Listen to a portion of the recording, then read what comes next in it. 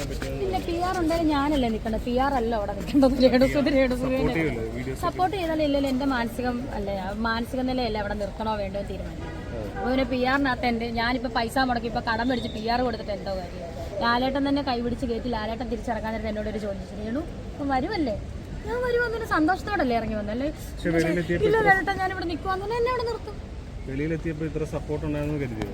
Support എന്നെ സ്നേഹിക്കുന്നവരും എന്നെ support ചെയ്യുന്നവരും എപ്പോഴും എൻ്റെ കൂടെ തന്നെ ഉണ്ടാവും. എന്നെ നെഗറ്റീവ് പറയുന്നവരും എന്നെ പൂജിക്കുന്നവരും എപ്പോഴും ഉണ്ടാവും. അതൊന്നും എന്നെ ബാധിക്കുന്ന കേസില്ല. പക്ഷെ സപ്പോർട്ട് ചെയ്യുന്നവർ എനിക്ക് ഭയങ്കര സന്തോഷം.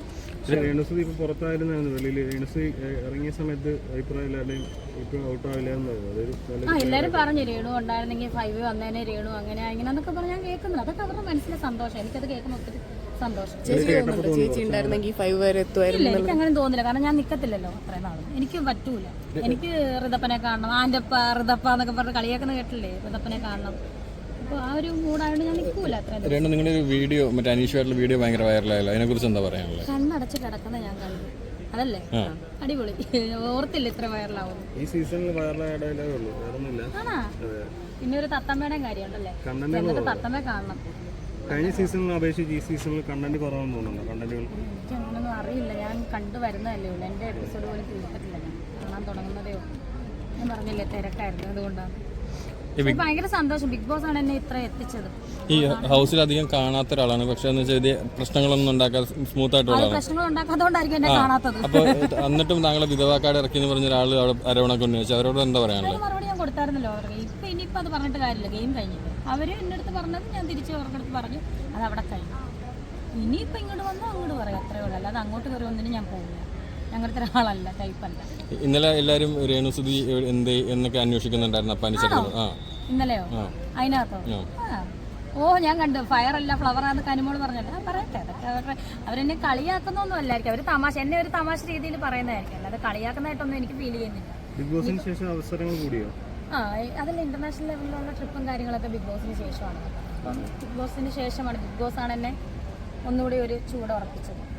രേണുസുതി ബിഗ് ബോസ് കണ്ടസ്റ്റന്റ് ആണെന്ന് പറയുന്നത് ആ ഒരു ബിഗ് ബോസ് കാരണമാണല്ലോ അങ്ങനെ വരുന്നത്. ബിഗ് ബോസ് കണ്ടസ്റ്റന്റ് ഇനിയിപ്പോൾ ഈ ഒരു 5 ദിവസം കൂടെ കഴിഞ്ഞ് ഇതങ്ങ് തീരും, അടുത്ത കണ്ടസ്റ്റൻസ് വരും ബിഗ് ബോസ് സീസൺ 8 അല്ലേ? അങ്ങനെയാണല്ലോ അതിൻ്റെ ഇത്.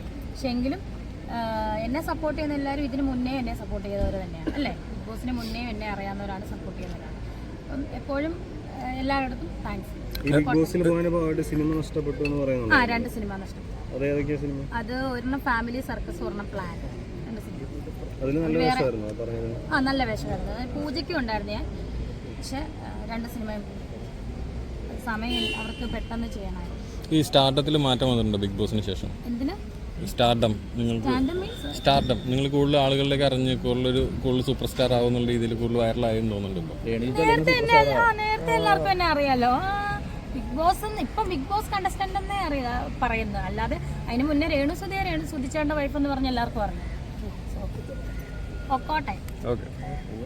മേക്ക് ഓവർ ഹെയർ കളർ ചെയ്തല്ലോ, അത്രേ ഉള്ളൂ. Make over. ഈ മുടിയുടെ പ്രശ്നങ്ങളൊക്കെ പരിഹരിച്ചോ? ഇല്ല, മുടിക്ക് അതിന് അധികം പ്രശ്നങ്ങളൊന്നും ഇല്ലായിരുന്നു.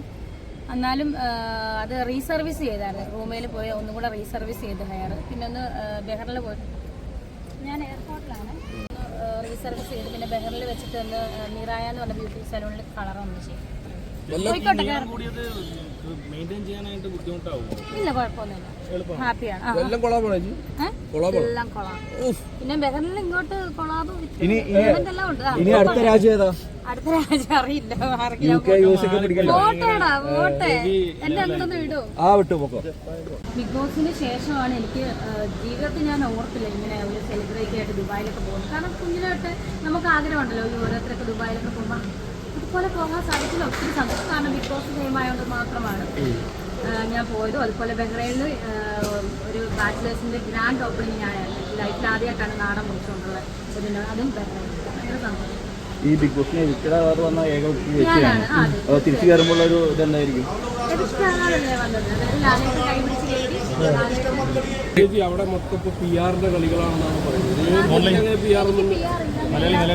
അങ്ങോട്ട് നീക്കി പിടിക്കണ. ഇപ്പം വേണമെങ്കിൽ PR കൊടുക്കാനുള്ള പൈസ ഒക്കെ എൻ്റെ ഉണ്ട്, ഉള്ള കാര്യം പറയാം. പക്ഷെ അന്ന് എൻ്റെ ഇല്ലായിരുന്നു. അതുകൊണ്ട് എനിക്ക് PR വർക്കില്ല. 16 ലക്ഷം കൊടുത്തു പറയുന്നത്. കൊടുത്തിട്ട് എനിക്കറിയില്ല അവർ കൊടുത്ത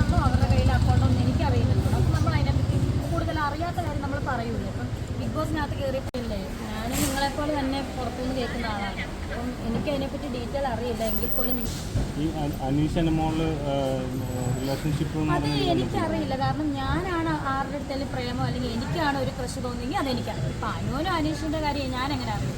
പ്രത്യേകിച്ച് ഞാൻ അതിനകത്തില്ലായിരുന്നല്ലോ. ഒരു കാഴ്ചക്കാരി കാഴ്ചക്കാരെന്നല്ല ഞാൻ പറയാൻ യോഗ്യതയില്ല. കാരണം ഞാനല്ല അത് ചെയ്യണത്. ഇപ്പം ഞാൻ ഒരാളെ ഇപ്പം എനിക്കാണ് ഒരാളുടെ അടുത്ത് പ്രേമം തോന്നി എനിക്കറിയാം. അത് ചുമ്മാതാണോ ടൈം പാസിനാണെന്ന് എനിക്കറിയാം. അത് അനുവിൻ്റെ അനീഷിൻ്റെ മനസ്സിലുള്ളത് നമുക്കറിയില്ല. ഈ അനുമോൾ അനീഷിനെ പ്രലോഭിപ്പിക്കുന്നതായിട്ട് തോന്നിയിട്ടുണ്ട്. എനിക്ക് ഞാൻ സത്യം പറഞ്ഞാൽ ഞാൻ പറഞ്ഞത് കണ്ടു തുടങ്ങുന്നതേ ഉള്ളൂ. ഞാൻ എൻ്റെ എപ്പിസോഡ് പോലും കണ്ടിട്ടില്ല. കാണാൻ തുടങ്ങുന്നതേ ഉള്ളൂ.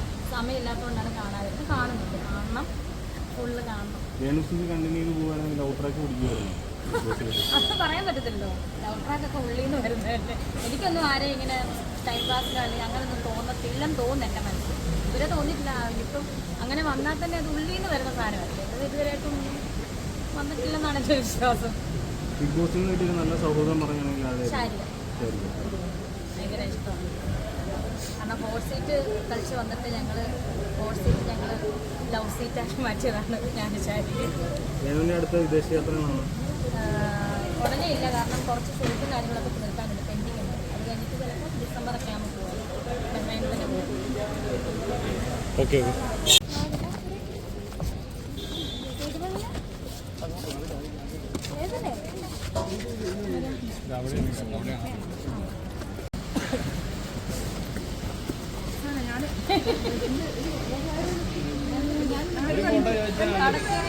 നമുക്ക് ഒരുപാട് ഫോട്ടോ കിട്ടി.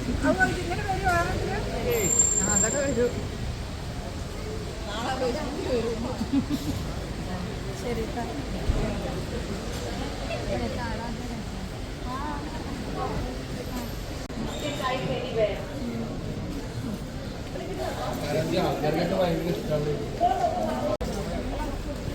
ലിപ്സ്റ്റിക്കല്ലേ എപ്പോഴും പല്ലേ പറ്റും.